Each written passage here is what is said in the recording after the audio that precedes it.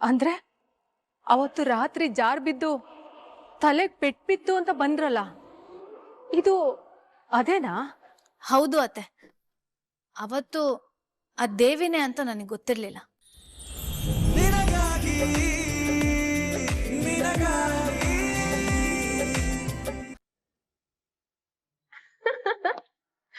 ಅಯ್ಯೋ,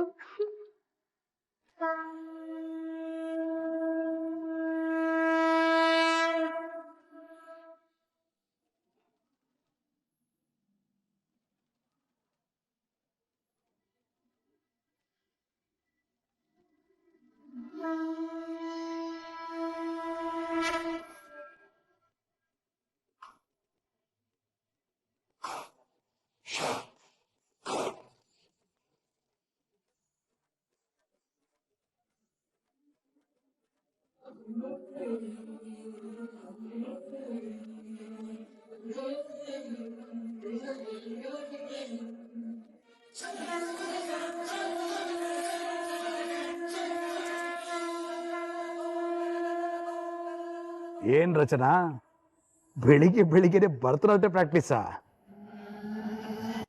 ಅದು ಇವಳ ಸ್ಕೂಲಲ್ಲಿ ನೆಕ್ಸ್ಟ್ ವೀಕ್ ಕಲ್ಚರಲ್ ಪ್ರೋಗ್ರಾಮ್ ಇದೆ ಅಂತೆ. ಕೃಷ್ಣನ್ನ ಭರತನಾಟ್ಯಂ ಗ್ರೂಪ್ ಹಾಕಿದ್ದಾರೆ, ಅದಕ್ಕೆ ಡ್ಯಾನ್ಸ್ ಹೇಳ್ಕೊಡ್ತಾ ಇದ್ದೆ. ನೀನ್ ಮಾಡು ಕೃಷ್ಣ.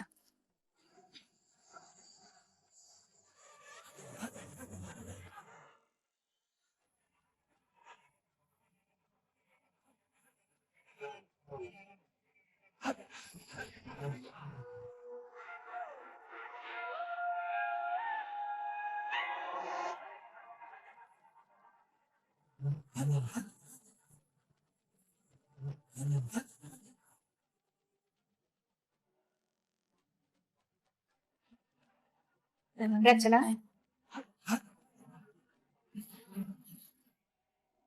ಕನಕಾಂಬರಿ ಅತ್ತೆ, ನಿನಗೆ ನಾಟ್ಯ ಬರುತ್ತಾ? ಚುಚ್ಚೂರ್ ಬರುತ್ತೆ ಅತ್ತೆ. ನಿನಗೆ ಬರಲ್ಲ ಅಂದಮೇಲೆ ಅವಳಿಗೇನು ಹೇಳ್ಕೊಡ್ತೀಯ? ಯಾರಾದ್ರೂ ಒಳ್ಳೆ ಗುರುಗಳ ಹತ್ರ ಕರ್ಕೊಂಡೋಗಿ ಅವಳನ್ನ ಬಿಡು. ಹಾ, ನನ್ಗೊಬ್ರು ಪರಿಚಯ ಇದ್ದಾರೆ, ಬೇಕಾದ್ರೆ ಅವ್ರ ನಂಬರ್ ನಿಂಗೆ ಕೊಡ್ತೀನಿ. ಅಯ್ಯೋ, ಬರೀ ಒಂದ್ ವಾರಕ್ಕೆಲ್ಲ ಒಬ್ರನ್ನ ಅಪಾಯಿಂಟ್ ಮಾಡಿ ಅವ್ರ ಟೈಮನ್ನು ಏನಕ್ಕೆ ವೇಸ್ಟ್ ಮಾಡೋದು ಅತ್ತೆ? ಹಾ, ಅಯ್ಯೋ, ನಮ್ ಬಾಮಿನಿ ಅತ್ತನೇ ಇದ್ದಾರಲ್ವಾ, ಇವ್ರು ಸಖತ್ ಭರತನಾಟ್ಯಂ ಡಾನ್ಸರು.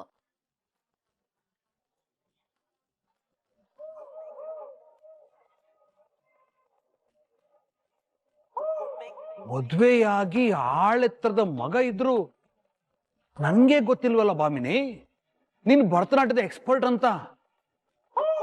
ಏ ಕಪಿಲ್, ನಿನ್ಗೇನ್ರು ಗೊತ್ತೇನೋ? ಇಲ್ಲಪ್ಪ, ನಾನು ನಿಮ್ಮಷ್ಟೇ ಶಾಕ್ ಆಗಿದ್ದೀನಿ.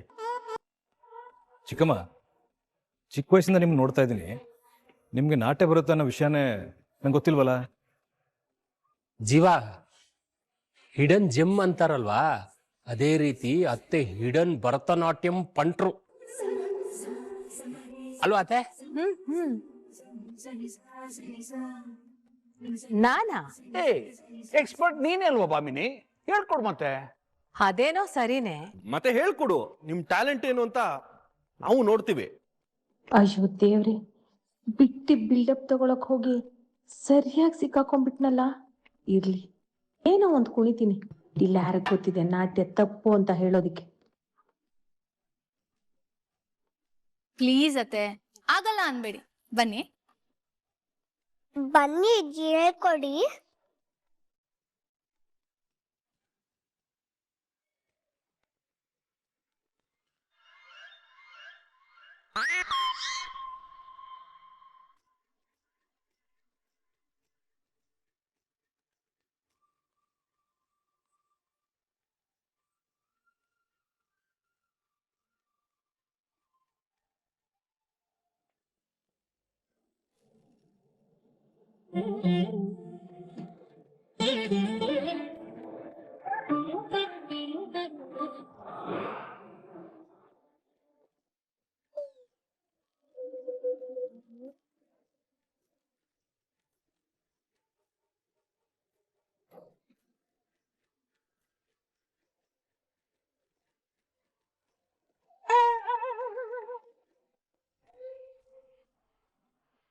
ಸ್ವಲ್ಪ ಸುಮ್ಮನಿರೆ. ಗುರು ಅಂದ್ರೆ ತಪ್ಪಾಗಿ ಮಾಡ್ತಾ ಇದ್ದಾರೆ. ಮಾಡ್ಕೊಂಡ್ರೆ ಮಾಡ್ಕೊಳ್ಳಿ, ನೀನ್ ಸ್ವಲ್ಪ ಸುಮ್ಮನಿರು. Song please. ಕೃಷ್ಣ ಸರಿಯಾಗಿ ನಿಂತ್ಕೋ.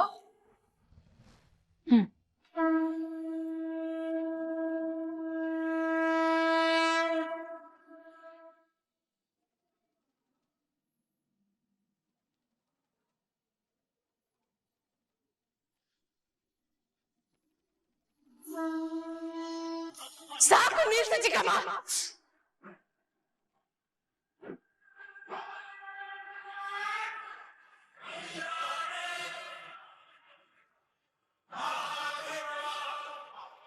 ನೀನು ಕೋತಿ ಕುಂಡಂಗ್ ಕುಣಿತಾ ಇದ್ಯಾ. ಈ ನಾಟ್ಯ ಹಿಂದೆ ರಾಜಮನೆತನದವರು ಕಲಿತಾ ಇದ್ದ 64 ವಿದ್ಯೆಗಳಲ್ಲಿ ಶ್ರೇಷ್ಠವಾದ ವಿದ್ಯೆ, ಭರತ ಮುನಿಗಳಿಂದ ಆವಿಷ್ಕಾರವಾದ ವಿದ್ಯೆ. ಇಂಥ ಶ್ರೇಷ್ಠವಾದ ನಾಟ್ಯನ ಇಷ್ಟ ಬಂದಂಗ್ ಕುಂದು ಅವಮಾನ ಮಾಡ್ತಾ ಇದ್ದೀರಾ.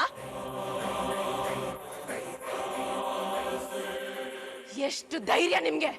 ಆ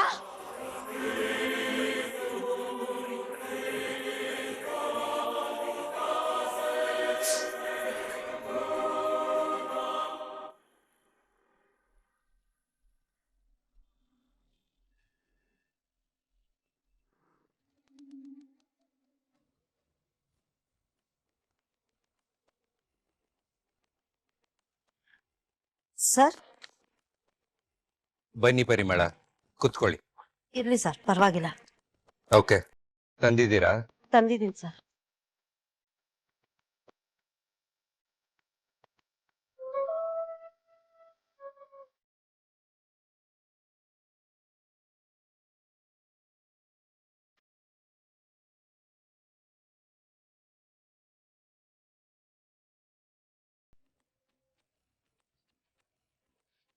$60 ಗ್ರಾಮ್ ಇದೆ. ಓಕೆ, ಸದ್ಯಕ್ಕೆ ಮ್ಯಾನೇಜ್ ಮಾಡ್ಬೋದು.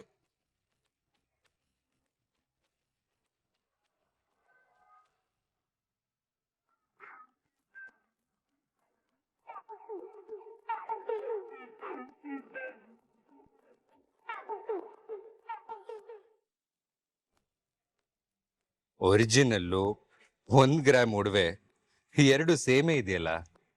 ಹೌದು ಸರ್. ಓಕೆ, ಇದನ್ನ ನೀವು ತಗೊಂಡೋಗಿ ಅಂಗಡಿಲಿ ರೀಪ್ಲೇಸ್ ಮಾಡಿ. ಸರ್,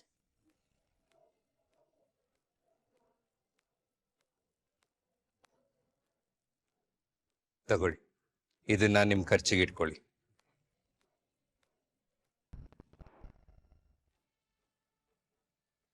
ರಾಜನ, ಏನ್ ಹೇಳ್ತಾ ಇದ್ದೀಯಮ್ಮ ನೀನು? ನಿನ್ನ ಮೇಲೆ ದೇವಿ ಅಟ್ಯಾಕ್ ಮಾಡಿಸಿದ್ಲ? ಹೌದು ಮಾವ.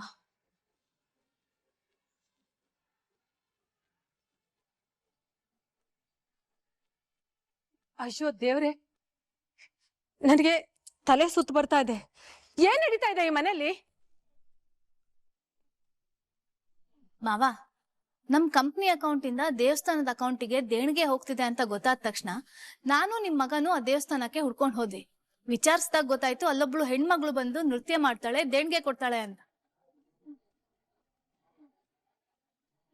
ಯಾರೋಳು ಅಂತ ಇನ್ವೆಸ್ಟಿಗೇಟ್ ಮಾಡುವಾಗ ಇವತ್ತು ಆ ಹೆಣ್ಮಗಳು ದೇವಸ್ಥಾನಕ್ಕೆ ಬಂದು ನೃತ್ಯ ಮಾಡ್ತಾಳೆ ಅನ್ನೋ ವಿಷಯ ಗೊತ್ತಾಯ್ತು. ನಾನು ಅವಳನ್ನ ಹಿಡಿಬೇಕು ಅಂತ ಪ್ರಯತ್ನ ಪಟ್ಟೆ, ಆದ್ರೆ ಅವಳು ತಪ್ಪಿಸ್ಕೊಂಡು ಓಡೋದ್ಲು. ಅವಳನ್ನ ಚೇಸ್ ಮಾಡಕ್ಕೆ ಅಂತ ಹೋಗುವಾಗ ಹಿಂದಿಂದ ಯಾರೋ ರೋಡಲ್ಲಿ ಬಂದು ತಲೆಗೆ ಸರಿಯಾಗಿ ಹೊಡೆದ್ರು. ನಾನ್ ಪ್ರಜ್ಞೆ ತಪ್ಪು ಬಿದ್ಬಿಟ್ಟೆ.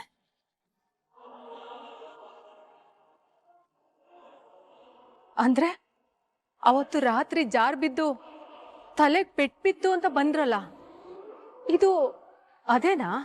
ಹೌದು ಅತ್ತೆ, ಅವತ್ತು ಆ ದೇವಿನೇ ಅಂತ ನನಗೆ ಗೊತ್ತಿರ್ಲಿಲ್ಲ. ಹೇಳಿ ದೇವಿ, ನನ್ ಮೇಲೆ ಯಾಕೆ ಅಟ್ಯಾಕ್ ಮಾಡಿಸಿದ್ರಿ? ಅತ್ತಿಗೆ, ನಾನ್ ಯಾಕೆ ನಿಮ್ ಮೇಲೆ ಅಟ್ಯಾಕ್ ಮಾಡಿಸ್ಲಿ? ನಿಮ್ಮಿಂದ ಮನೇಲಿ ಯಾರಿಗೂ ಗೊತ್ತಾಗ್ಬಾರ್ದು ಅನ್ನೋ ಕಾರಣಕ್ಕೆ ತಪ್ಪಿಸ್ಕೊಂಡು ಓಡ್ ಹೋದೆ ಅಷ್ಟೇ. ಇಲ್ಲಿ ನೋಡಿ, ಅಟ್ಯಾಕ್ ಬಗ್ಗೆ ನನಗೆ ಗೊತ್ತಿಲ್ಲ. ಹಾಗಾದ್ರೆ ರಚನಾ ಹೊಡೆದಿನ್ಯಾರು? ಅಣ್ಣ, ಆ ದೇವಸ್ಥಾನದ ಸುತ್ತ ಹುಡುಗರು ಕಳ್ಳರು ಇವರೆಲ್ಲ ಸುತ್ತಾಡ್ತಿರ್ತಾರೆ ಅಂತಾನೆ ನಾನು ಪ್ರೈವೇಟ್ ಸೆಕ್ಯೂರಿಟಿನ ಅರೇಂಜ್ ಮಾಡಿ ಅಲ್ಲಿ ನೃತ್ಯ ಮಾಡ್ತಾ ಇದ್ದಿದ್ದು.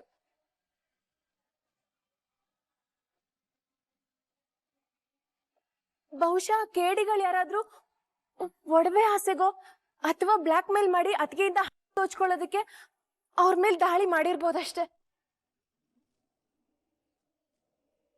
ಸುಳ್ಳು ಹೇಳ್ತಿದ್ದಾಳೆ.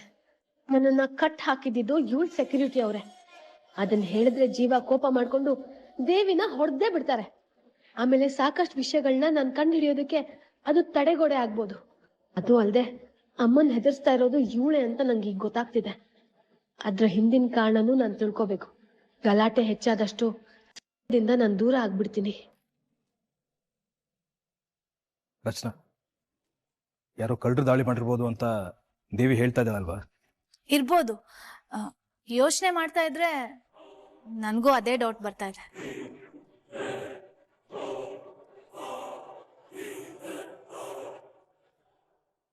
ವಿವರಣೆ ಎಲ್ಲ ಮುಗೀತಾ? ಹೊರಡ್ಬೋದ ಅವಳು? ಇರಿ ಇರಿ ಇರಿ ಅತ್ತೆ, ಯಾಕಷ್ಟ ಅವಸರ? ದೇವಿಗಿನ್ನೂ ಶಿಕ್ಷೆನೇ ಆಗಿಲ್ಲ.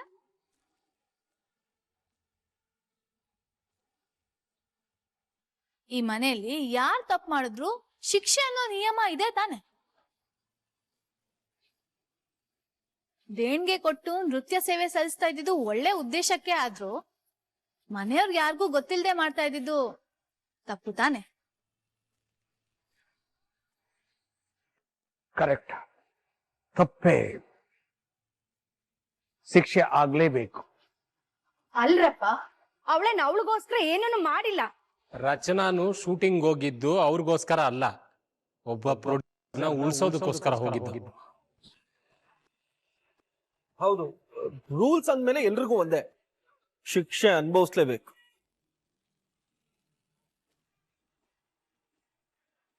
ಸರಿ, ಏನ್ ಶಿಕ್ಷೆ ಕೊಟ್ರು ಅದನ್ನ ಸ್ವೀಕರಿಸಕ್ಕೆ ನಾನು ತಯಾರಿದ್ದೀನಿ.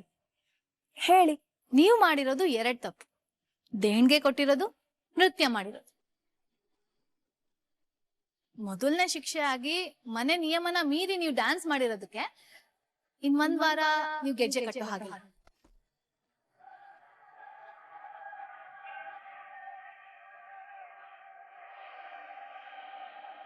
ಆ ಗೆಜ್ಜೆಗಳನ್ನ ಬಿಚ್ಕೊಡಿ. ಶಿಕ್ಷೆ ಕಾಲ ಮುಗಿಯೋ ತನಕ ಆ ಗೆಜ್ಜೆಗಳು ನನ್ನ ಹತ್ರ ಇರುತ್ತೆ.